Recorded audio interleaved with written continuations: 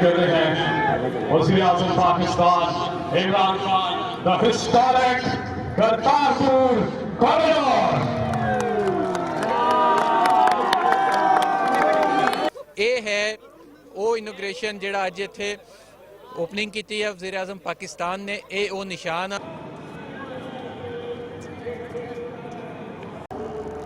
आज मुझे खुशी है कि मैंने आपके साथ ये दिन बनाया है। ये जो पहली दफा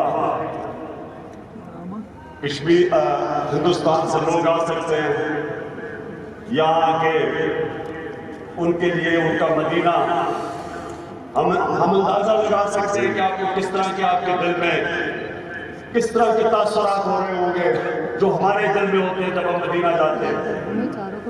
इसलिए मुझे खुशी है कि मैं जिस दिन आपके साथ हूँ, मुझे ये उम्मीद है कि ये एक शुरुआत है।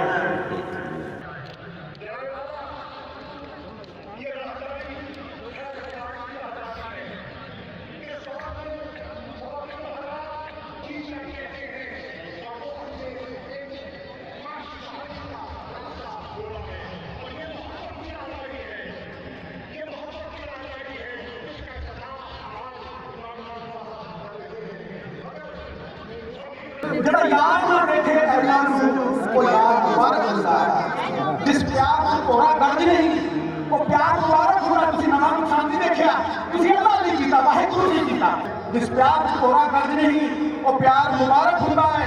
कि लेना उच्चे महला तो कि देना शिखर मारा ने, जिस दाते चोली पकाए वो द्वार बापे का मुबारक होता है। वो ठोको ताड़ी मेरे महरों, मेरे रहबर, मेरे बाबा नानक जिन्नी इज्जत तू इस अपने नौकर को, अपने पुत्र को दी, मैं खाबा सोच नहीं सकता। 4 पीढ़ियों का सुपना देखा सी मेरे ताए ने, मेरे दादे ने, करोड़ों सिखा ने। वो सुपना 10 महीनों के विच मेरे यार दिलदार इमरान खान पूरा कर छड़िया, पूरा कर छड़िया। बाबे ने लांघे में जिन्हें हलारा दिता वो लख दा, ते जिन्हें बाबे ने लांघे च निका पाया वो कख दा। ट्राला भर के प्यार लिया तैनूं पंजाब तो, ट्राला भर के दुआवां लैके आया मैं कहना पुछो ना। इत्थे पार्टियां नहीं देखणियां, इत्थे बाबा देखना। बाबा जिन्हें ना ऊंच मनी ना नीच मनी, जिन्हें कदे किसी पक्षपात नहीं किया, जिन्हें सच प्रकाशित किया, जो सच जितया। खान साहब तू सच जिताया।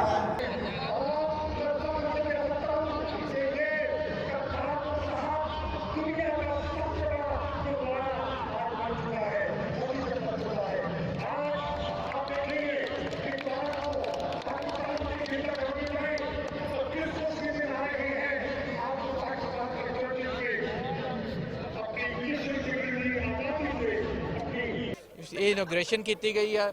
ये ਜਿਹੜਾ ਅੱਜ ਇਹ ਵੀ ਤੁਸੀਂ ਦੇਖ ਸਕਦੇ ਹੋ कि ग्राउंड ब्रेकिंग सैरेमनी नवंबर 2018 ਤੇ inauguration ceremony November 2019 by Imran Khan, honourable prime minister of Pakistan.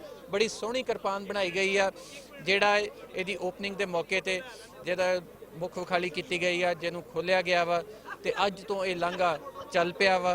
ਹੁਣ ਉਮੀਦ ਆ ਕਿ ਚੱਲਦਾ ਰਹੇਗਾ।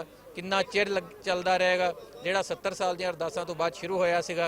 तो हुण यही तवक्को असीं करते हैं कि ना सिर्फ ये चलता रहेगा बल्कि एवें दे होर पॉइंट भी बनणगे, होर रावां भी नवीं खुल्लणगियां।